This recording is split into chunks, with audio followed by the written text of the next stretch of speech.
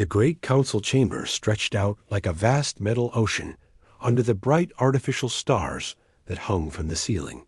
Hundreds of different alien species filled the curved seats that rose up in perfect circles around the central speaking platform. The air hummed with the sounds of breathing apparatus, translation devices, and the quiet chatter of beings from across the galaxy. Ambassador Jake Morrison stood behind the human delegation's desk, his hands folded neatly behind his back as he listened to the Corinthian trade minister drone on about shipping regulations.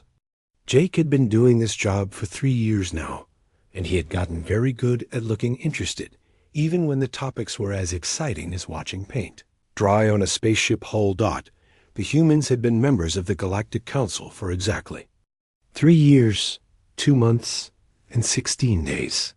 Jake remembered the exact date because it had been the proudest moment of his career. After decades of trying to prove that Earth deserved a seat at the big table, they had finally been accepted. The vote had been close, but they had made it. Since then, Jake had worked harder than he had ever worked in his life to prove that the Council had made the right choice. Every human representative had been carefully chosen for their ability to stay calm, speak softly, and find peaceful solutions to problems. They were the best and brightest diplomats that Earth had to offer, and they had spent 3 years showing the galaxy that humans could be trusted to play by the rules. Lisa Martinez sat 2 seats down from Jake, taking careful notes on her tablet. As the Corinthian minister explained why human cargo ships were apparently taking too long to clear their customs checkpoints. Lisa had been Earth's top trade negotiator before joining the council team, and she had a gift for turning angry arguments into friendly discussions. Her calm smile and patient voice had saved dozens of deals that could have turned into diplomatic disasters. The Corinthian finished his speech and sat down with a satisfied grunt. The session moderator, a tall blue creature with too many arms, gestured toward the human section. Jake stepped forward to the speaking platform, his movements smooth and practiced. "Honored council members," Jake began, his voice carrying easily through the chamber's sound system. "The Earth delegation appreciates the concerns raised by our Corinthian friends. We believe that most of these issues can be resolved through better communication between our customs officials." It was the kind of response that Jake had given hundreds of times before. Polite, reasonable, and focused on finding solutions rather than placing blame. Several council members nodded approvingly. The humans were always so civilized about these things. Danny Cooper, Jake's assistant, pulled up a holographic display showing cargo processing times at various ports. The numbers clearly showed that human ships were actually moving through customs faster than average. But Danny presented the information in a way that made it sound like humans were eager to do even better. "We propose a joint training program," Jake continued, "where our customs teams can work together to streamline the entire process. This would benefit not just human and Corinthian trade, but all council members who use these shipping routes." The Corinthian minister's expression softened. This was exactly the kind of cooperative response he had hoped for. Other species might have gotten defensive or demanded proof of the accusations, but humans always tried to turn problems into opportunities for collaboration. In the observer section, representatives from dozens of other species watched the familiar dance of human diplomacy. They had seen it countless times over the past 3 years. Humans would listen carefully to complaints, acknowledge concerns with genuine respect, and then propose solutions that somehow made everyone feel better about the situation. The Altarians particularly appreciated the human approach. Their own species had a tendency toward dramatic emotional displays during negotiations, which often led to long, exhausting arguments. Watching humans handle disputes with such calm professionalism was both educational and relaxing. Even the Zilithian collective, who rarely agreed with anyone about anything, had grudgingly admitted that humans were easier to work with than most species. The Zilithians were known throughout the galaxy for their aggressive negotiating style and their tendency to view every interaction as a potential conflict. But somehow, the humans always managed to keep discussions friendly and productive. Jake finished his presentation and returned to his seat, confident that another potential crisis had been turned into a positive development. Lisa leaned over to whisper her congratulations on another successful performance. Danny was already preparing files for the joint training program they had just proposed. This was how things always went. Problems would arise, tensions would build, and then the humans would step in with their endless patience and their talent for finding middle ground. They had built their entire reputation on being the reasonable ones, the species that could be counted on to choose cooperation over conflict. The session moved on to other business. A dispute between mining companies over asteroid rights. A complaint about tourist behavior on a religious world. Standard council fare that would be resolved through the usual process of discussion, compromise, and carefully worded agreements. Jake half listened to the debates while reviewing his notes for the next day's sessions. Tomorrow they would be discussing trade route security in the Outer Rim territories. There had been some reports of piracy, but nothing that couldn't be handled through increased patrols and better coordination between planetary defense forces. What Jake didn't know was that at that very moment, Earth Defense Command was receiving emergency signals from the frontier colonies. Distress calls that would change everything about how the galaxy saw humanity. Messages that would force Jake and his carefully trained diplomatic team to show the Council a very different side of the human character. For now, though, the session continued peacefully. The great chamber buzzed with the sounds of civilized debate and polite disagreement. Representatives from hundreds of worlds worked together to solve problems and build a better future for all species. And the humans sat quietly in their section, taking notes and preparing reasonable responses to whatever challenges tomorrow might bring. The soft chime of Jake Morrison's emergency communicator cut through the quiet hum of the council chamber during the afternoon break. He had been reaching for his coffee when the device on his wrist began flashing red. In 3 years of diplomatic service, Jake had never seen that particular light before. The message that appeared on the small screen was brief, but it made his blood run cold. Priority Alpha. Contact command immediately. Colony 7 offline.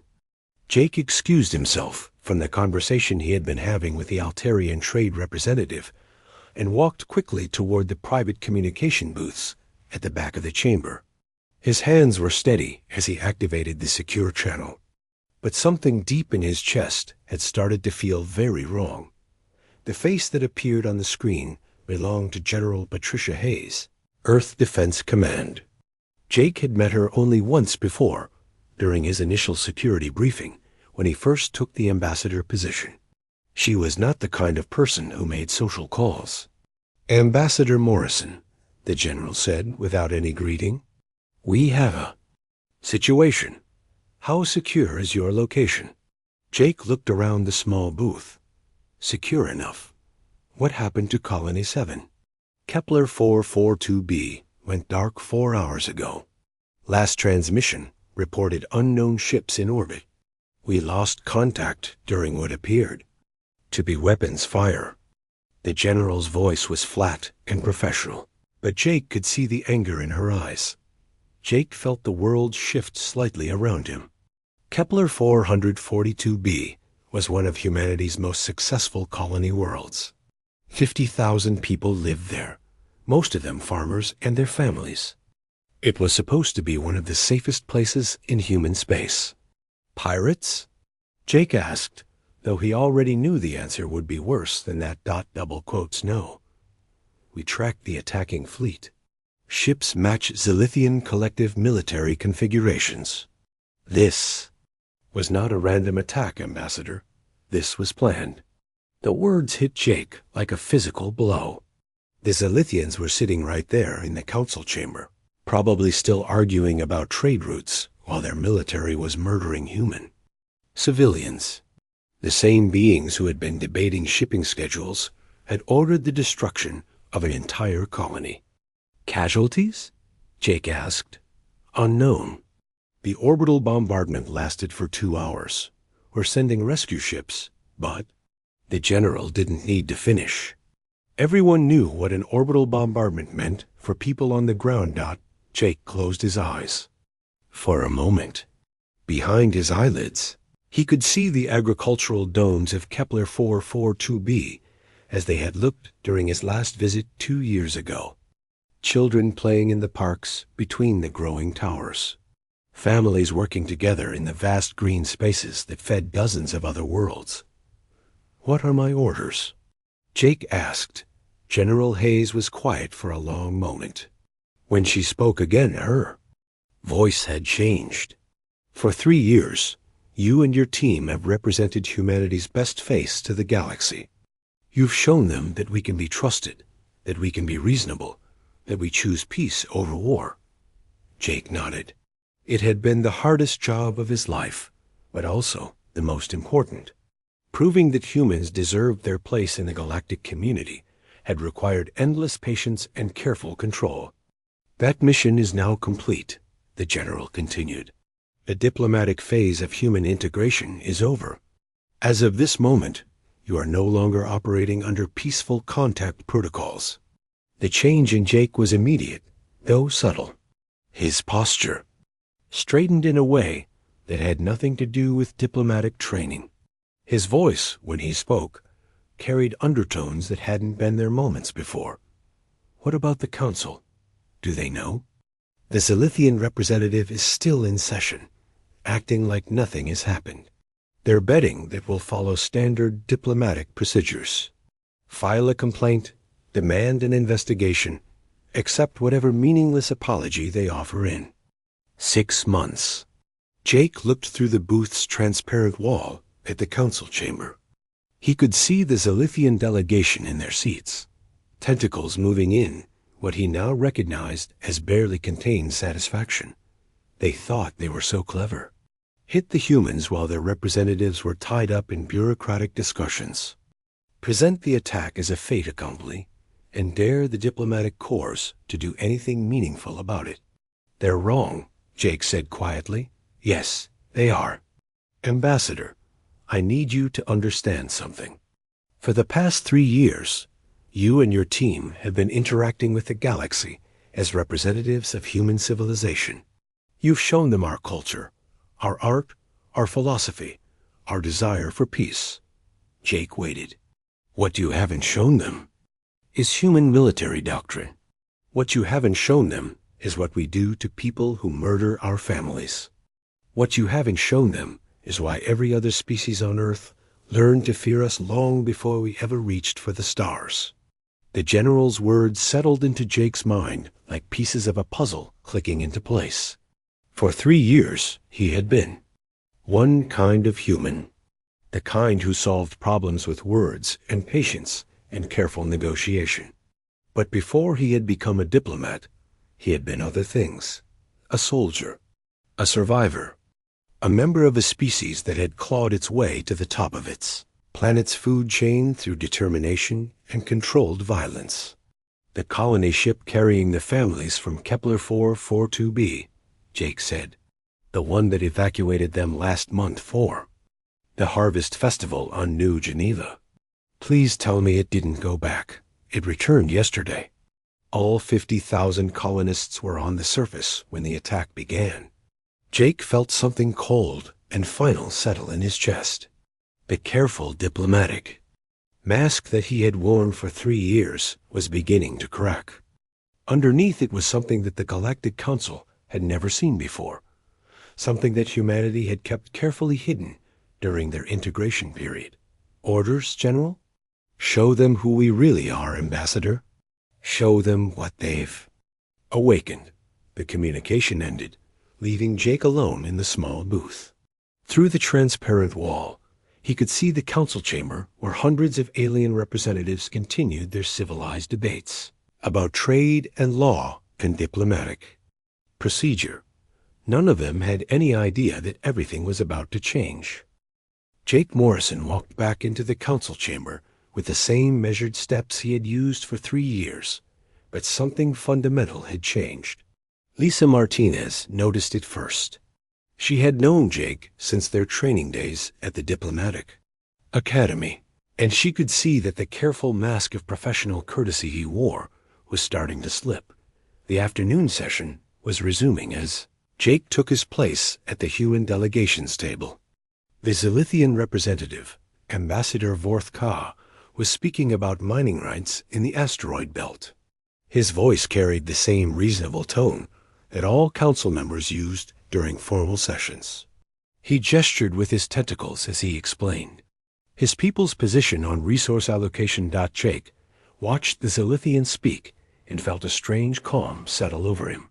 This creature was talking about mining rocks while his government's ships had just finished, turning 50,000 human beings into ash and vapor. The disconnect was so complete that Jake almost found it funny. Danny Cooper leaned over to whisper something about the next agenda item, but Jake held up a hand for silence. His eyes never left the Zilithian ambassador. For 3 years, Jake had listened to this being's endless complaints and demands. He had treated every Zilithian concern with respect and patience. He had bent over backward to accommodate their cultural quirks and political needs. And all that time, they had been planning murder. The Zilithian finished his speech and sat down with obvious satisfaction. The session moderator, a tall creature from the Spiral Arm Coalition, called for responses from other delegations. Several hands went up around the chamber. The usual suspects who always had something to say about mining rights. Jake stood up. The movement was so unexpected that several nearby representatives turned to look at him. Humans rarely spoke unless directly asked. They preferred to listen, take notes, and offer their input through private channels after the formal sessions ended. The human delegation requests permission to address the council, Jake said. His voice carried clearly through the chamber's sound system, but there was something different about it. Something that made a few of the more perceptive delegates leaned forward in their seats. The moderator looked surprised, but nodded. The council recognizes Ambassador Morrison of Earth. Jake walked to the central speaking platform with the same steady pace he had always used. But when he reached the podium and turned to face the assembled delegates, everything changed. His posture was different. His expression was different. Even the way he held his hands seemed somehow more deliberate. "Honored council members," Jake began, and his voice was still polite, still professional. "I have just received word of an incident that I believe requires the immediate attention of this body." The chamber settled into the usual attentive silence that greeted human speeches. Everyone expected another carefully worded request for cooperation or another thoughtful analysis of some complex issue. Jake activated the main display screen behind him. The image that appeared showed Kepler 442b from orbit as it had looked that morning. Green continents dotted with the silver domes of agricultural centers. Shipping lanes busy with cargo vessels. A peaceful, productive world home to 50,000 human civilians. This is the human colony of Kepler 442b as it appeared 12 hours ago, Jake said. His voice remained calm and measured. A world dedicated to food production. Home to farmers, teachers, doctors, and their families. He touched the control again. The image changed to show the same world as it appeared now. Smoke rose from crater-filled continents. The silver domes were gone, replaced by blast marks that could be seen from space. The shipping lanes were empty, except for debris fields. The silence in the chamber took on a different quality. This was not the comfortable quiet of routine business. This was the heavy stillness that came before storms. This is Kepler 442b as it appears now, Jake continued. 4 hours ago, this world was subjected to orbital bombardment by a military fleet. The attack lasted for 2 hours. All surface installations were destroyed. All communications were cut. We estimate that all 50,000 colonists are dead. The chamber erupted in surprised chatter. Some delegates seemed genuinely shocked. Others looked confused, as if they couldn't understand why Jake was bringing this up in a formal session, rather than through proper diplomatic channels. Ambassador Vorthka of the Zilithian Collective rose from his seat. "This is highly irregular," he said, his mechanical translator giving his words a cold, precise tone. "Accusations of this nature should be handled through appropriate investigative procedures, not grandstanding in council sessions." Jake turned to look at the Zilithian representative. For just a moment, his diplomatic mask slipped completely, and something much older and more dangerous looked out through his eyes. "Accusations?" Jake repeated. "Ambassador Vorthka, are you claiming that this attack did not occur?" "I am claiming that wild accusations should not be made without proof," the Zilithian replied. "The proper procedure is to file a formal complaint, present evidence to an investigative committee, and allow due process to determine the facts." Jake nodded slowly. Due process, an interesting concept. He touched the controls again, and the display screen filled with technical data. Ship configurations, energy signatures, weapon patterns. This is the sensor data from our monitoring stations. The attacking fleet consisted of 12 heavy cruisers and 4 dreadnoughts, all matching standard Zilithian military configurations. The evidence was undeniable. Even the beings in the chamber, who knew nothing about military technology, could see that the data clearly identified the attacking ships as ZELITHI.VORTHKAS, tentacles writhed in what Jake had learned to recognize as barely controlled anger. Sensor data can be fabricated. Without proper verification procedures, 50,000 people are dead. Jake interrupted, and for the first time in 3 years, his voice carried something other than diplomatic courtesy. 50,000 human civilians were murdered while you sat in this chamber debating mining rights. The change in Jake's tone sent ripples of unease through the assembled delegates. They had never heard a human speak with such controlled intensity. It was like watching a different species entirely. "The human delegation demands immediate surrender of the fleet responsible for this attack," Jake continued. "We demand full reparations for the destroyed colony, and we demand that the Zilithian Collective submit to human oversight of their military operations to prevent future atrocities." The demands were impossible, and everyone in the chamber knew it. No council member had ever made such extreme requests. No diplomatic precedent existed for one species demanding military oversight of another. Ambassador Vorthka's translator crackled with what might have been laughter. "The human delegation appears to have forgotten their place in this council. You have been members for only 3 years. You do not make demands of established civilizations." Jake smiled. It was not a diplomatic smile. It was not even a human smile, as the council understood such things. It was something much more primitive and infinitely more dangerous. "No," Jake said quietly, "we don't make demands. We make statements of fact." He paused, and when he spoke again, his words carried the weight of absolute certainty. "You have 72 hours. The council chamber had never been so quiet. 500 of the galaxy's most talkative beings sat in complete silence, staring at the human who had just given them a 72-hour ultimatum.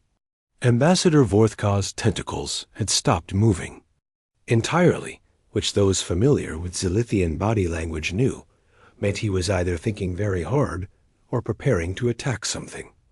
Jake Morrison stood at the central podium, waiting. He looked completely relaxed, but Lisa Martinez could see the change in him more clearly now.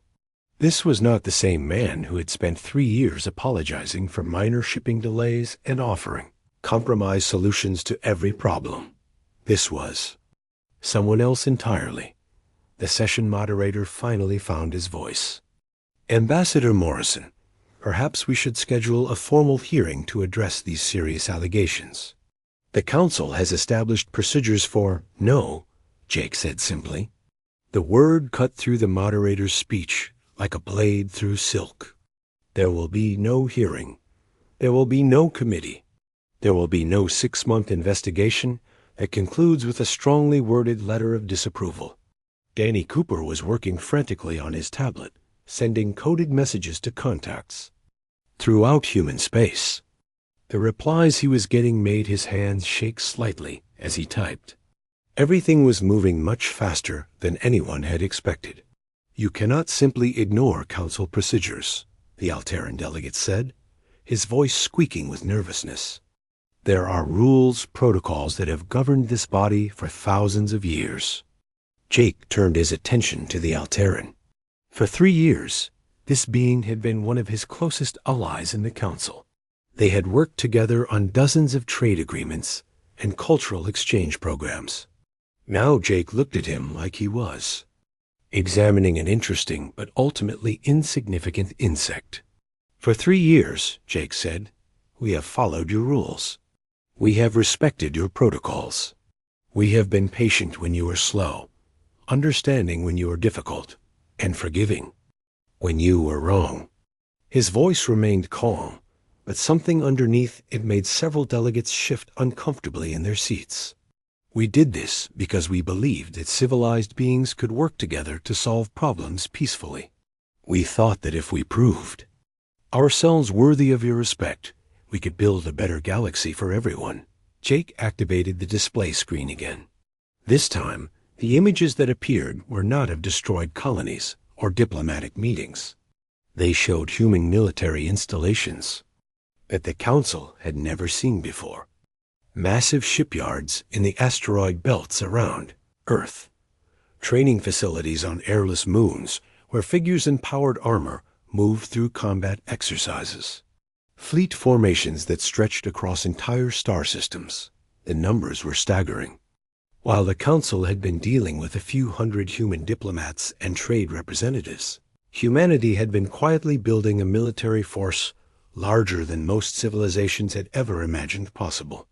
You have been dealing with our diplomats, Jake continued. Our teachers, our artists, our philosophers.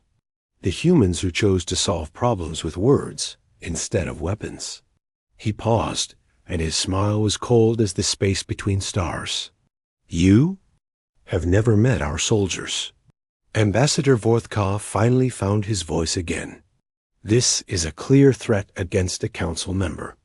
The collective will not be intimidated by displays of primitive militarism.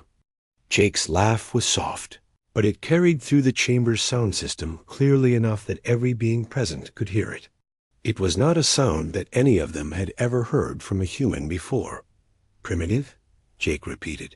Ambassador, let me share something with you about human history.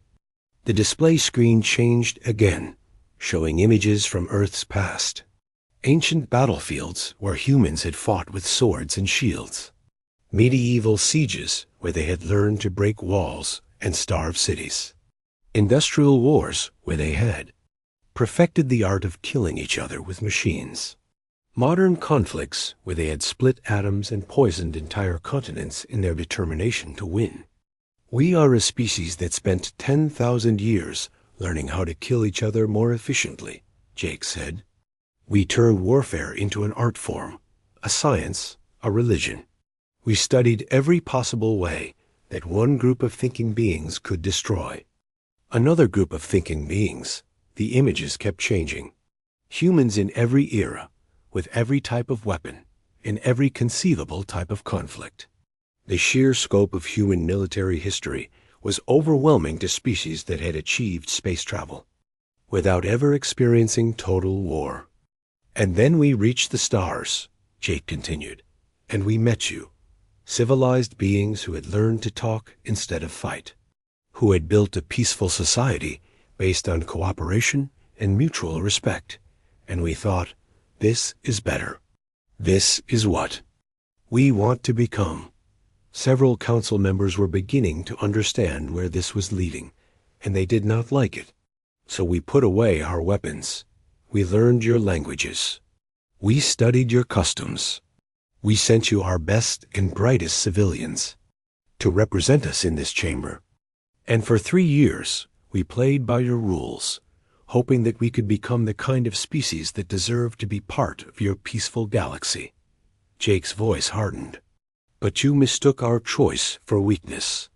You confused our diplomacy with helplessness. And when you thought we were sufficiently civilized and harmless, you murdered 50,000 of our people. The silence that followed was absolute. Even the usual background hum of life support systems seemed muted. The Zilithian Collective has made a critical error in judgment, Jake said. They have awakened something that we have spent 3 years trying to keep sleeping. They have reminded us why we learned to be soldiers in the first place. Lisa Martinez stood up from her seat. The change in her was as dramatic as the change in Jake. Gone was the patient trade negotiator who had spent countless hours working out shipping agreements and cultural exchange programs. In her place stood someone who looked like she had spent considerable time learning entirely different skills. Danny Cooper rose as well, his fingers still dancing across his tablet as messages flowed back and forth between the council chamber and human space. The replies he was receiving seemed to satisfy him, because his nervous expression was being replaced by something that looked remarkably like anticipation. One by one, the other human representatives in the chamber stood up. They moved with a precision that had nothing to do with diplomatic training. Their postures shifted, their expressions hardened, and suddenly the council found itself looking at a group of beings who seemed far more dangerous than anyone had imagined. 72 hours, Jake repeated, and this time his words carried the weight of absolute certainty. After that, you will learn what happens when humanity stops pretending to be civilized. A transformation was complete. The galaxy was about to discover that humanity's 3 years of peaceful behavior had been exactly that, behavior. A choice they had made, not a limitation they were bound by. 18 hours after Jake Morrison's ultimatum, the emergency session of the Galactic Council was interrupted by a priority transmission from the Zilithian home system. Ambassador Vorthka received the message on his personal communicator, and the color drained from his already pale features as he read it. The human delegation sat in their seats with the same calm patience they had always shown, but everything about them had changed. They no longer looked like diplomats pretending to be harmless.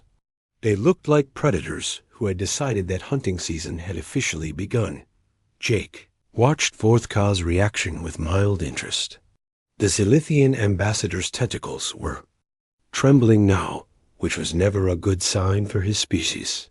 Several other council members had noticed the change in the Zilithians' behavior and were beginning to whisper among themselves.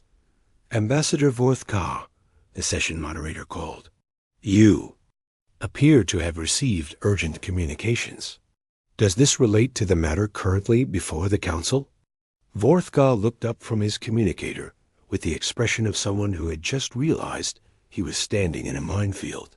The collective wishes to announce that a fleet of unknown ships has appeared in our home system. The chamber fell silent.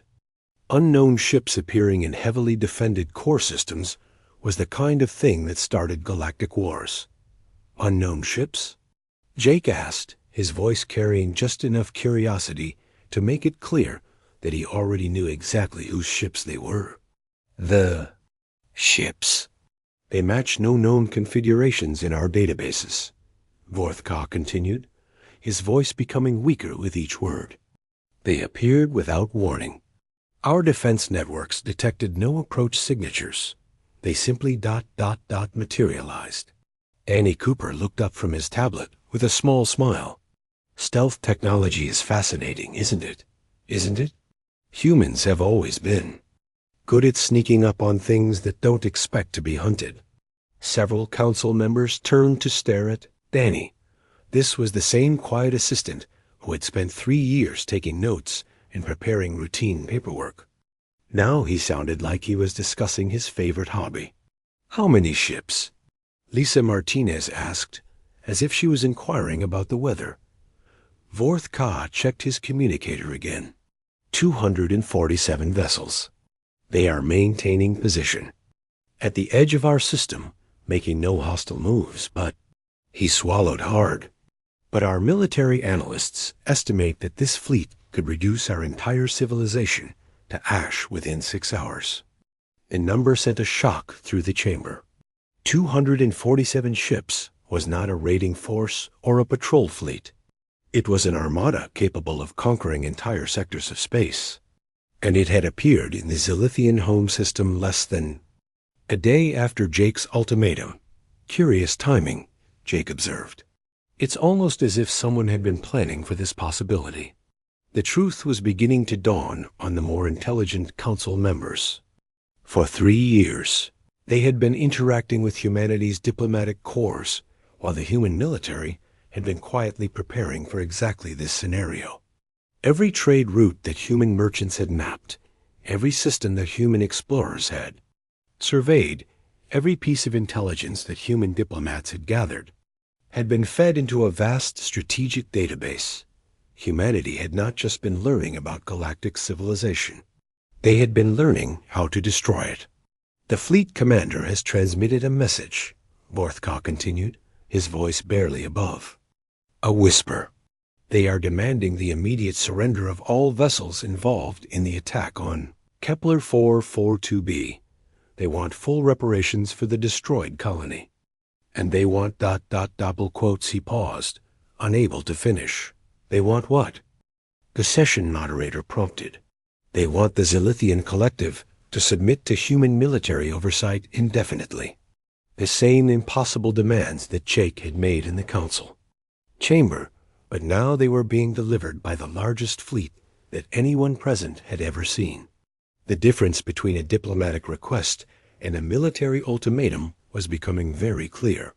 Ambassador Vorthka stood up slowly, his tentacles hanging limp at his sides. The collective hereby agrees to all human demands. We surrender the fleet responsible for the attack. We will provide full reparations. We submit to human oversight. The words hung in the air like smoke from a funeral pyre. In less than 24 hours, one of the galaxy's major military powers had been reduced to begging for mercy from a species they had thought was harmless. Jake nodded as if Vorthka had just agreed to a routine trade agreement. "Excellent. Our fleet commander will be in touch with your military leadership to arrange the details." The casual way Jake said, "our fleet commander," sent chills through the assembled delegates. They were beginning to understand that the humans they had been dealing with were not just diplomats with military backup. They were military officers who had been temporarily assigned to diplomatic duties. "This concludes our business regarding the Kepler 442b incident," Jake announced. "However, I believe the Council should be aware of some changes in how humanity will be conducting our affairs going forward." The chamber waited in tense silence. "For 3 years, we have operated under the assumption that galactic civilization preferred peaceful solutions to conflicts. We believed that showing restraint and good faith would be reciprocated by other species." Jake stood up and walked to the central platform one final time. When he spoke, his voice carried to every corner of the vast chamber. "That assumption has proven to be incorrect. Therefore, humanity will no longer be limiting our interactions to diplomatic channels. Our military forces will now take an active role in protecting human interests throughout the galaxy." The implications were staggering. Humanity was essentially declaring that they would no longer pretend to be helpless. "This does not mean we are abandoning diplomacy," Jake continued. "We still prefer peaceful solutions when they are possible. But from this day forward, other species should understand that when humans offer friendship, it is because we choose to do so, not because we have no other options." He looked directly at the Zilithian delegation. And when species choose to respond to our friendship with violence, they will discover what we do to our enemies. The session ended in stunned silence. As the delegates filed out of the chamber, they carried with them the knowledge that the galaxy had fundamentally changed. Humanity had revealed itself to be something far more dangerous than anyone had imagined in the days that followed. The story of what happened in the council chamber spread throughout civilized space. Some species began reaching out to humanity with new trade offers and alliance proposals. Others quietly began reviewing their own military preparations. Everyone understood that the age of treating humans as harmless newcomers was over. The galaxy had witnessed humanity's civil mode turn off in real time. Now they would all have to learn to live with the consequences.